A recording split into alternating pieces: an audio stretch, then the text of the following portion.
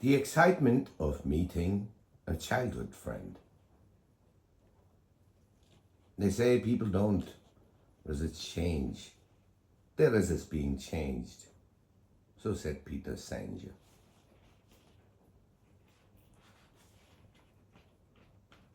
After the hustle and bustle of the morning, the sons, daughter in law, and grandchildren had left for the office and school respectively.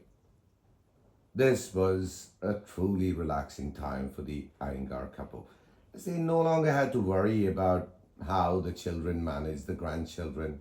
Although not control freaks, they always guided the children on the right way to do it.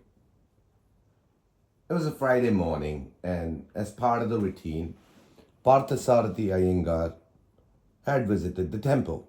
On his way back home, he purchased the freshest of vegetables from a shop in the market where he'd been buying veggies for more than 3 decades. The shopkeeper was well versed with the vegetable timetable of the Iyengar home. It was that predictable. Upon returning from the market, Vedavalli was waiting for him with a letter addressed to Mr. Iyengar. Mr. Iyengar entered the home, set the veggies aside, freshened up, and settled into his antique reclining chair. He took the letter from Vedavalli, opened it, and began reading. Vedavalli could see a gleam in his usually non expressive eyes, surprising her with his excitement. In no time, she rushed to the kitchen to bring hot, strong filter coffee for him. Like a curious kid, she awaited Iyengar to share the news. He said, Veda, this is a letter from Anandu. Oh, well, it's from his son. He wants to surprise Anandu on his 80th birthday by inviting us over. Remember, he attended our wedding and once was there when our Sridhara was born. Unfortunately, I lost touch with him as I got busy with my personal life. I couldn't even respond to his letters. I have often shared my childhood memories from Mysore Agrahara with you. We grew up like brothers, walking to the school together, sharing meals and exploring places together. He was like my twin. His parents used to send him to study with the guys at my place since he was lagging in school. Not many people in his house had a Vedic background. So his mother sent him to our house in the evenings to learn to chant Sanskrit slokas from Vishnu Sahasranama and the Bhagavad Gita. She always wanted him to gain knowledge about our scriptures. When Anandu's son has invited both of us to Delhi to spend 3 to 4 days with his family, we should go. Vedavalli was also excited. Both of them were quite excited about the trip, but they consistently shouldered the domestic responsibilities, even though it wasn't exactly their primary duty, and were deeply attached to the home. Breaking free from this routine was a significant challenge. That evening at the dinner table, Mr. and Mrs. Iyengar expressed their desire to attend Anandu's 80th birthday celebration.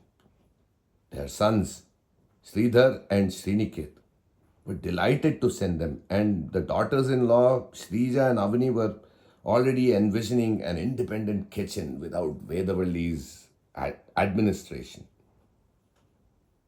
Vedavalli prepared her special sweets, including adirasam, a pancake-like sweet made out of rice, murukus, and other savories, and packed them especially for Anandu's family. The tradition of giving homemade food to friends and family was a cherished culture and a signature of the Iyengar family.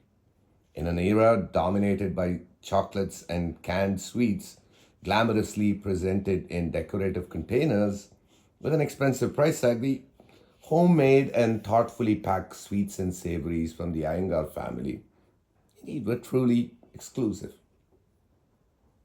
The day of their departure to Delhi arrived, and Vedavalli was engrossed in continuously instructing her daughters in law on managing the home in her absence. Daughters in law, Shrija and Avini, had no other option but to nod in agreement to the instructions given by their mother in law, who had proclaimed herself as an indispensable member of the kitchen. These instructions didn't stop in the kitchen, they extended guidance on mothering the kids. Vedavalli strongly felt that as an experienced mother, it was both her right and duty to instruct her daughters in law on how to take care of the children. Both her intent and the content were unbearable for the daughters in law, who used to feel suffocated and burn inside like dormant volcanoes. They could never speak their minds, as both Mr. and Mrs. Iyengars were quite dominating and had a personality type of either my way or the wrong way. This big fat ego had been overconditioned for decades and was challenging to change. But by the way, they never felt that it needed any modification. The bond in the family persisted only because the foundation was made of deep love and care for children, sometimes like toxic nectar. Well, Mr. and Mrs. Iyengar finally bid farewell to their children and grandchildren once the cab arrived to take them to the airport. This was a common scene at the Iyengars' house, even for short trips. Their emotional expressions made it seem as if they were heading to the forest forever. Interestingly, this level of expressiveness was reserved solely for their house. After these emotional farewells, the cab dropped the Iyengar couple at the airport, and the flight took off, landing in Delhi. Anandu's son, Anant, personally came to the airport to pick up the Iyengar couple. It truly impressed Parthasarathi Iyengar. Spotting them at the arrival gates, he approached, sought their blessings, and introduced themselves as Anandu's son. Expressing profound gratitude for accepting the invitation, he drove them to their home in Delhi, located in Defense Colony, one of the posh areas of the city. Anandu's son was the director of research in the Department of Science and Technology, Government of India. Mr. Iyengar was highly impressed to see that Anandu had raised such a successful and accomplished son. He reminisced about the humble life of Anandu's family back in Mysore Agrahara. At Mysore Agrahara, Anandu had spent most of his time at Parthasarathi's house, alongside Parthasarathi's father and grandfather.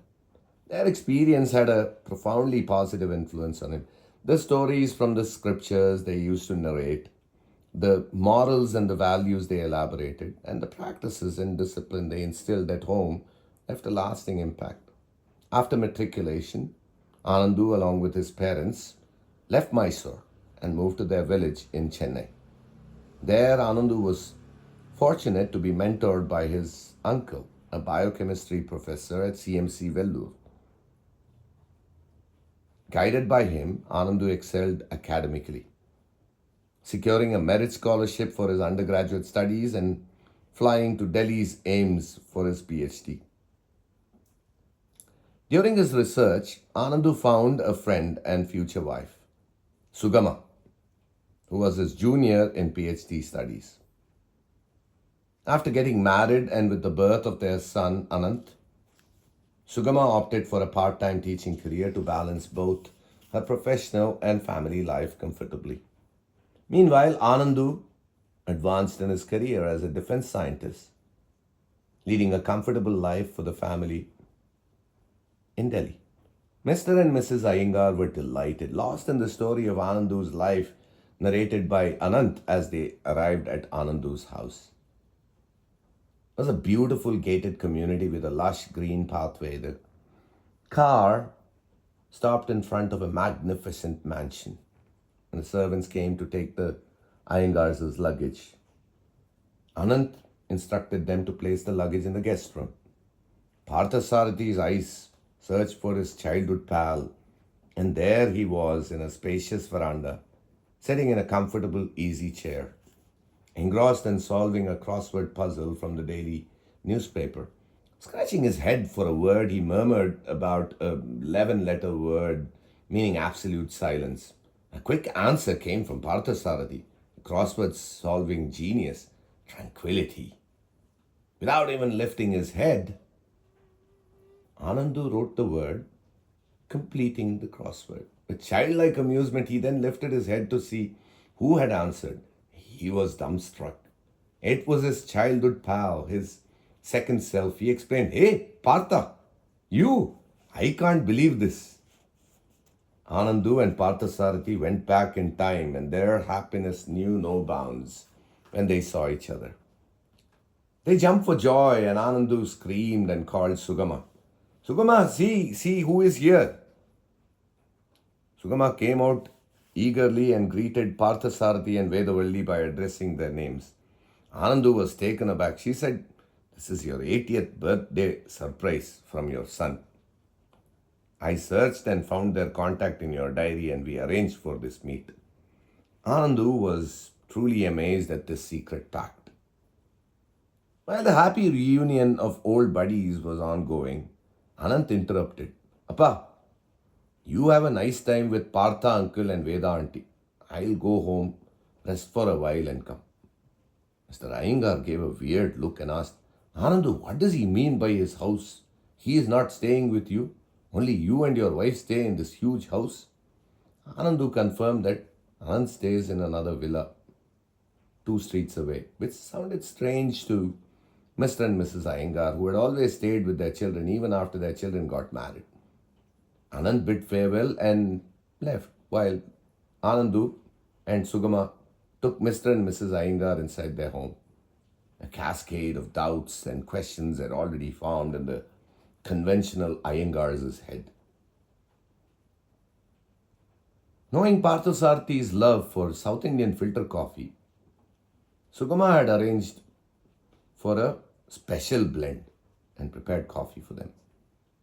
Both couples began their chit chat. Parthasarathi was curious, asked Anandu, "Why is Anand staying in a separate house, despite this house being so big and comfortable?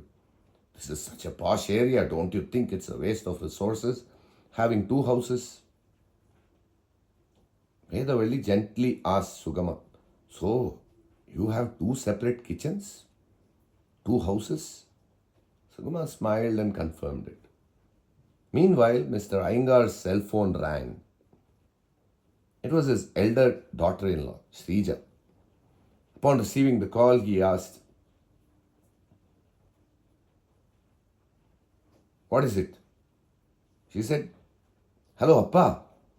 The plumber has come to set right that leaking water pipe. Shall I ask him to do it?" Mr. Iyengar quickly replied, "Oh, no, no, no. You people will not know how to get it done. He will unduly charge more. You don't have an idea. Tell him to come next week and repair it after I come back home." He disconnected and instantly looked at Anandu for the continuation of the conversation, for it had stopped somewhere. Parthasarathi got back to his inquiry. Was theirs a love marriage? Did you not approve of it? They didn't get adjusted to a joint family. Why? What's the matter? Despite staying in the same city, you are living separately. Anandu saw his friend with a smile and could easily understand his pulse and his nature, which was reflected in the kind of questions that were raised. Anandu smiled and said, "Partha, my son and myself chose to stay in separate houses. Good fences make good neighbors. That space gives a healthy meaning to relationships. We can have a clear vision and a better view when we look at things from a distance. If they are too close, the vision gets blurred. I know that a few years ago, during the days of our fathers and grandfathers, the joint family system used to be successful. It was successful because the elders knew how to retire at the right time. When their sons got married, they used to withdraw from all household responsibilities and seclude themselves for introspection rather than interacting and indulging with the outer world. They have perfectly followed the protocols of what we call Vanaprastha Ashrama, phase of retirement, as mentioned in our scriptures. So, the Grihastha Ashrama stage, phase of discharging duties towards family, was free for the younger generation to take over and lead a righteous life. I always used to be amazed at the lifestyle of your grandfather, how he used to guide children and grandchildren by staying at a distance, and that too only when asked. He has been my silent inspiration. No blame game, no display of victimhood, no complaints. He was always immersed in his reading of books, his meditation, his disciplined religious routines, storytelling to grandchildren, and helping with simple household activities. He had handed over the complete responsibility of the house to your dad. It was an exemplary way of living. That is true detachment. Nowadays, lifestyle has changed. Youngsters are in a more stressful life. We can't expect them to take over completely, and at the same time, in their fast life, we retired people should not become a hurdle. I feel we should support each other, and at the same time, we should have our private space. So, both will have our freedom, and minds will be calm and clear. These words from Anandu sounded like a blow to the basic belief system of Parthasarathi Iyengar. He had never thought of it from this perspective. Mr. Iyengar became defensive and said, "What do you mean by having space? We elders love our children, don't we? Staying with them and guiding them will help in keep up our traditions and culture, else it will all get lost. The joint family system deteriorating, values and traditions are also deteriorating. Anandu, don't you think so?"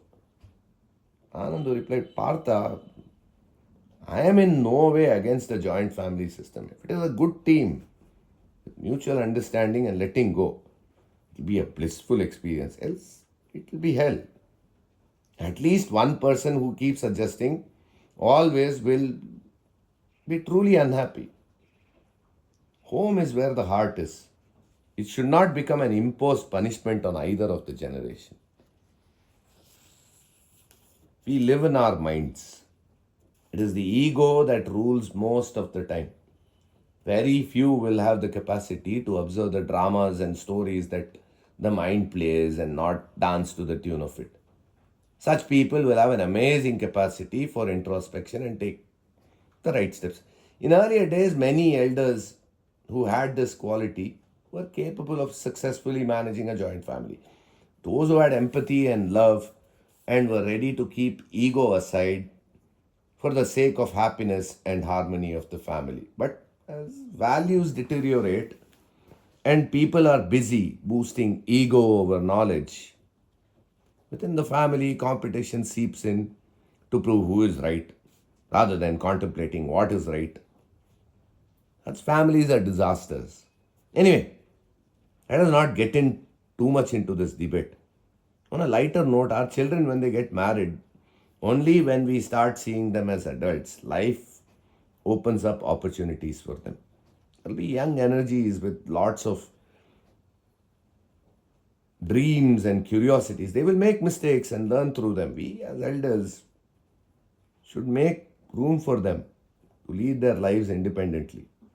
When we keep instructing them, they will walk our lives, not their life. It's a parental tendency to keep helicoptering over the kids to ensure that they don't make mistakes. But their mistakes are like the stages of metamorphosis to become beautiful butterflies. All stages need not be beautiful and perfect. Sometimes the ugly stages are essential for a caterpillar to become a butterfly. So let them be on their own, being well wishers. Let us be in the audience and enjoy beautiful butterflies. Of course, they'll come to us when they're confused. If we hold their hands tightly and walk their path, they might be physically with us, but in their hearts, they would have cut the cords. That is indeed a very sorry state. They will have their dreams of keeping their home in a certain way, cooking their favorite dishes, calling friends over, trying trendy wardrobes, watching movies, and many more. But we cannot like everything they do, and when we impose restrictions, we are curtailing their growth. When they rebel, we play the blame game and feel victimized. Why? They intend to make their life comfortable, not to make their parents' life miserable. Do you think our children will be happy seeing us in a victim posture? No. The best gift we can give them is to stay positive and happy, not any real estate assets. Immediately, Vedavalli innocently asked, Sugama, but a different kitchen? You are okay with that? Sugama said, I want my daughter in law to have her kitchen. I am a passionate cook. I love the art and science of cooking. I got an excellent opportunity in life to freely try my hands on the kitchen the way I liked. I could explore so many things with the aesthetics of my kitchen. So I want my daughter in law also to have it. Sometimes we cook different dishes and share them. Sometimes, when both of us don't want to cook, we'll go and try some new food outside. Sometimes, when she had a lot of time, she learned traditional recipes from me. Though she is younger than me, I've learned a lot of smart tips about kitchen management from her. Vedavalli felt as if she was viewing some fictitious movie. She was thinking, how nicely Sugama is making her life so easy, apt to her name, which means easy going. There is such free flow. While they were talking, Anandu's daughter in law, Gauri, came and wished all of them. She said, Hello, Partha uncle and Veda auntie. I've heard a lot about you both from Appa. So nice. All of you have met after a long time. She said, Today, all of you are coming to my place for lunch. He turned to Sugama and said, Amma, it's a holiday for your kitchen today. You all spend time talking. I will prepare lunch for you all. Mr. and Mrs. Iyengar had a glimpse of a different lifestyle and a perspective about life. A perspective that was way different from their belief system. So, overall, it was time well spent. They witnessed a happy family who stayed together in hearts despite staying under different roofs. The next day, Anant arranged a small dinner get together for Anandu's 80th birthday, as Anandu requested that he did not want any pomp and show parties. Mr. Iyengar felt extremely proud of his friend's simple living and high thinking. After spending a week with them, Mr. and Mrs. Iyengar travelled back to their sweet home in Bangalore. They were still recalling Anandu's perspective. As soon as they arrived, sons, daughter-in-laws, and grandkids welcomed them back. Avani asked, Hope you all had a good time in Delhi. Amma, what shall I make for lunch? Veda replied, Anything is okay for me. Whatever is convenient you make. Avani was in a state of shock. She pinched herself to check again if it was Vedavalli, a personification of fussy specifications telling this. Elder son Sridhara asked Mr. Iyengar, Pa, that pipe work needs repair. It is an emergency. Shall I ask him to do it tomorrow? Since you are back, you can tell him. Mr. Iyengar answered, Hey, you are the responsible man of the house. You decide and get it done the way you want. Why should I do everything? Sridhara couldn't believe his ears. Avani and Srija silently murmured to each other, like COVID-19, some other virus would have impacted them in Delhi. Both are just not themselves. Hey, once they rest well, they will take over the house at their regular pace.